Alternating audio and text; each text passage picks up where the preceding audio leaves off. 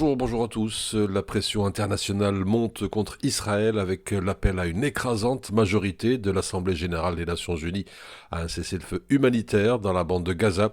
Dans le courrier international, l'ONU qui vote en faveur d'un cessez-le-feu, Joe Biden qui critique Netanyahou avec force. 153 des 193 membres des Nations unies ont donc voté en faveur d'un cessez-le-feu.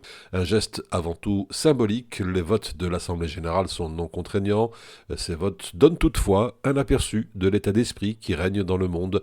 Outre le monde arabe, une grande partie des pays du Sud ont voté pour, observe Die Welt.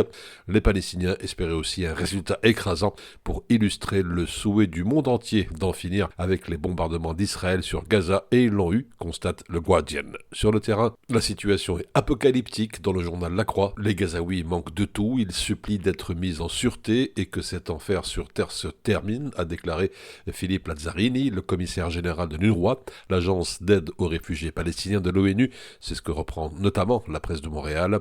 La population civile tente d'échapper aux bombes dans des conditions humanitaires chaque jour plus désespérées. Les populations sont affamées, écrit le South China Morning Post. Poussés à fuir à nouveau, des dizaines de milliers d'entre eux s'abritent à présent dans des camps improvisés dans la ville voisine de Rafah, à la frontière avec l'Égypte, où la nourriture se fait rare malgré les distributions limitées d'aide humanitaire.